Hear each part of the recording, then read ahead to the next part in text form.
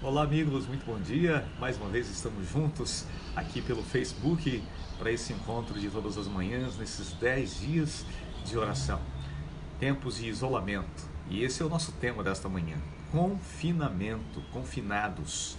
Estamos confinados nesses dias, mas são momentos especiais para estarmos juntos com a nossa família, momentos de reflexão, momentos também para a gente refazer as forças, as energias, um momento de meditação com a palavra de Deus, um momento de renovação interior e também um momento para reinvenção, quando a gente precisa reinventar as nossas atividades. Nessa manhã, nós vamos meditar no livro de Gênesis, capítulo de número 6, e uma experiência fantástica aqui na palavra de Deus. Gênesis, capítulo de número 6. Diz a Bíblia, no verso de número 5: O Senhor viu que a maldade do homem tinha aumentado na terra e que toda a inclinação dos pensamentos do seu coração era sempre e somente para o mal. Então o Senhor Deus arrependeu-se de ter feito o homem sobre a terra, e isso cortou-lhe o coração. Verso 7: Disse o Senhor: Farei desaparecer da face da terra o homem que criei, os homens e também os animais, grandes e pequenos, e as aves do céu. Arrependo-me de havê-los ter feito.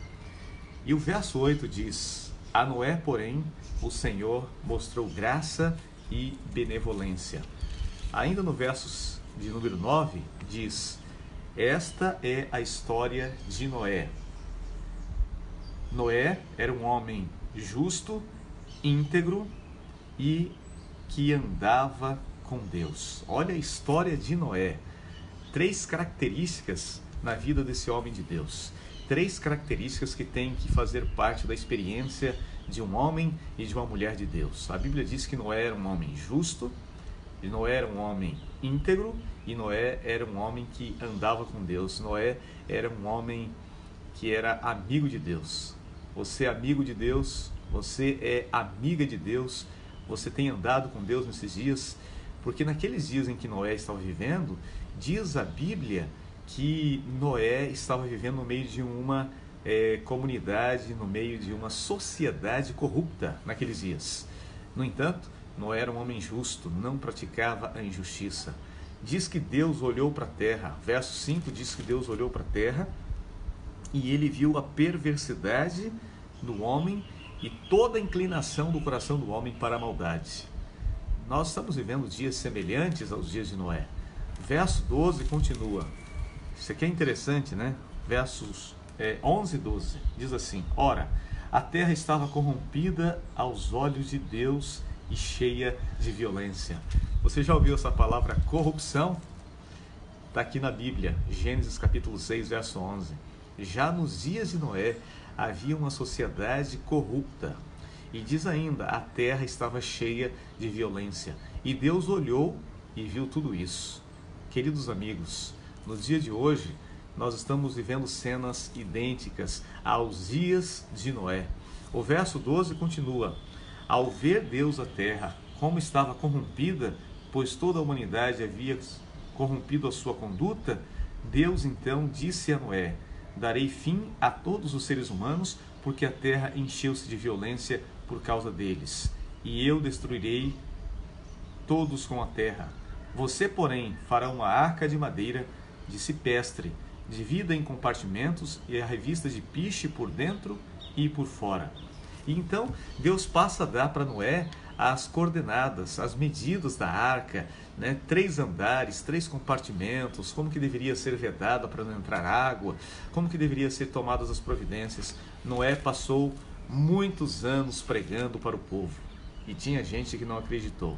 Aliás, apenas 8 pessoas entraram naquela arca: Noé, sua esposa, seus 3 filhos e suas 3 noras. 8 pessoas foram salvas do grande dilúvio que veio sobre a terra.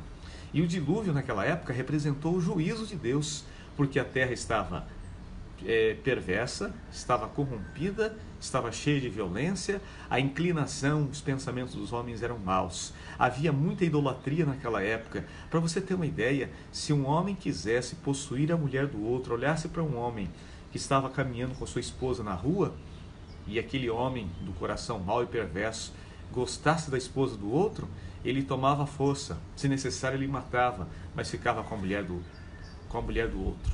Havia idolatria, pessoas estavam sacrificando diante de bosques, fazendo coisas horríveis naquela época. Havia também uma outra coisa interessante, o casamento que Deus havia deliberado como acontecer lá no Jardim do Éden, estava pervertido já no tempo de Noé. Era um casamento fora dos padrões divinos. E qual é o padrão divino? O padrão divino na Bíblia é Adão e Eva, macho e fêmea.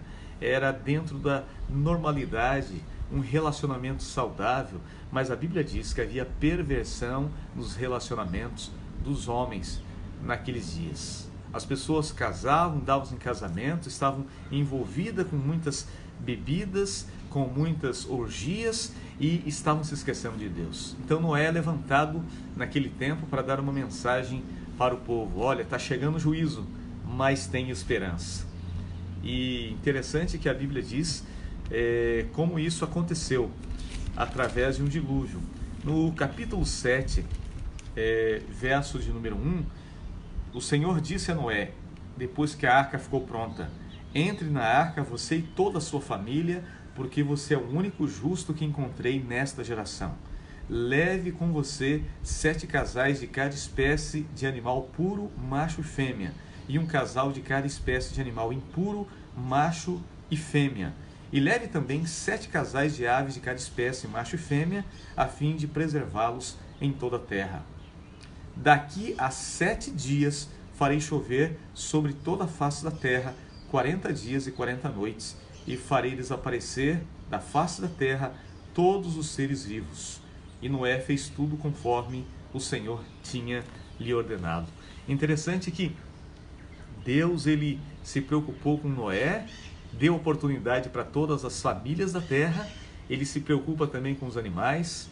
E por falar dos animais, da preocupação de Deus com os animais, eu estou aqui agora olhando uma natureza bonita, árvores verdinhas, pássaros cantando, um vento fresquinho, e tudo isso mostra que Deus está no controle da natureza. Ao amanhecer, os pássaros, os animais, eles já começam a louvar a Deus. Gostaria de pedir para você uma coisa nessa manhã: tenha um coração agradecido sempre a Deus.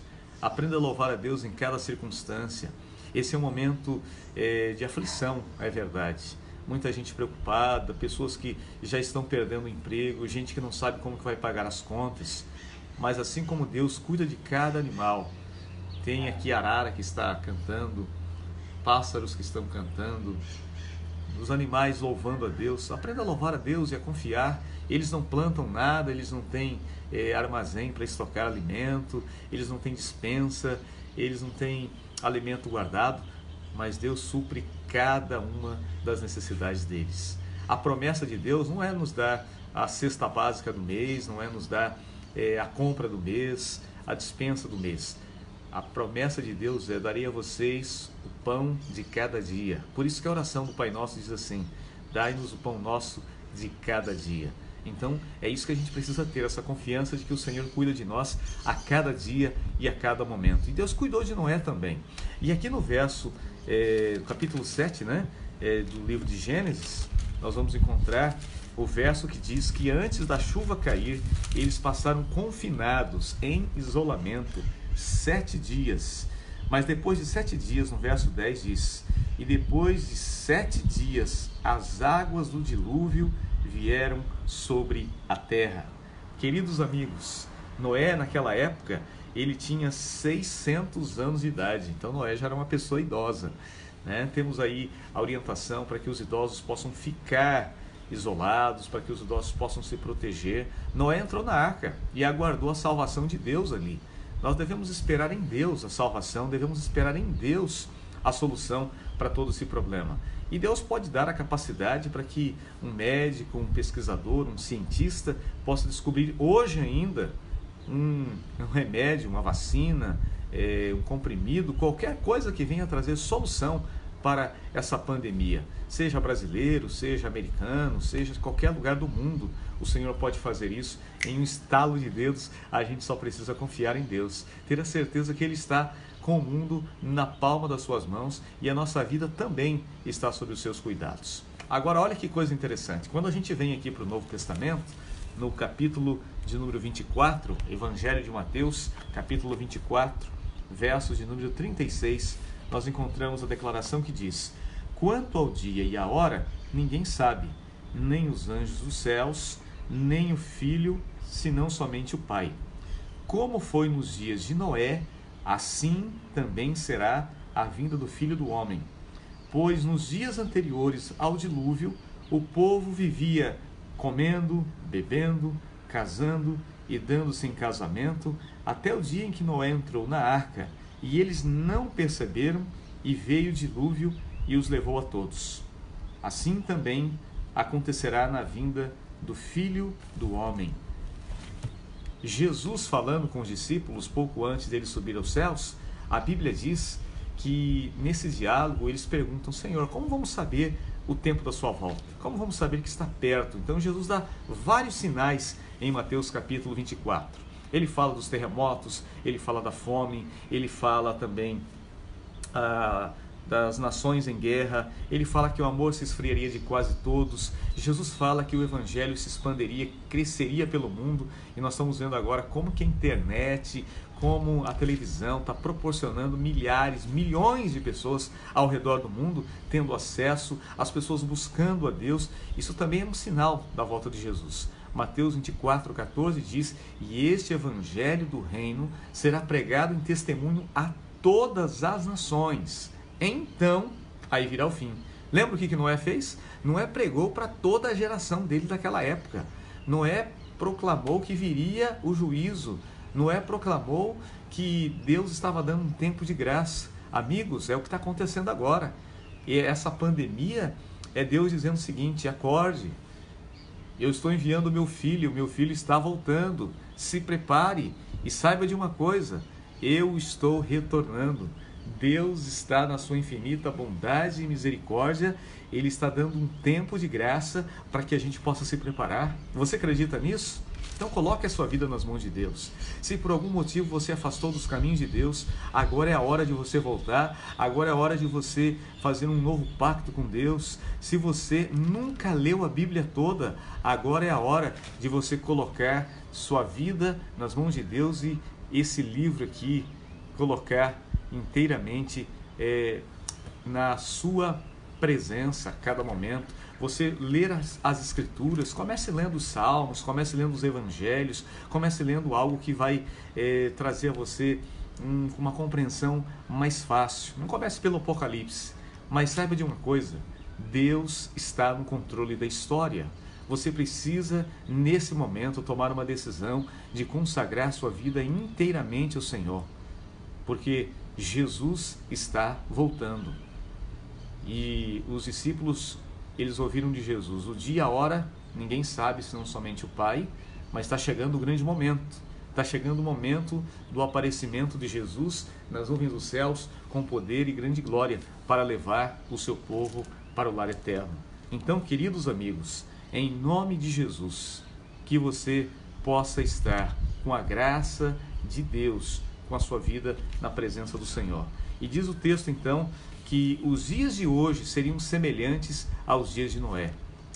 Nós estamos vendo tudo o que está acontecendo: corrupção, maldade, perversidade do homem, os sinais da volta de Jesus. Então agora é hora da gente estar na presença do Senhor.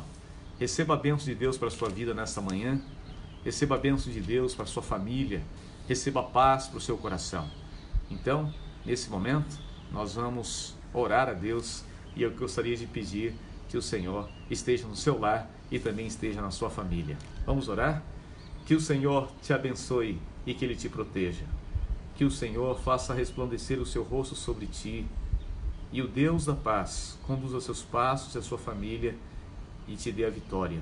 Que o Senhor sobre ti levante o seu rosto, te dê o perdão, te dê a direção, te dê a provisão de tudo que você necessita. Em nome de Jesus. Amém. Deus te abençoe. Deus abençoe você, Deus abençoe a sua família, tenha um dia de bênçãos e nós nos encontramos amanhã a partir das 6 horas aqui nesse canal. Forte abraço, Maranata!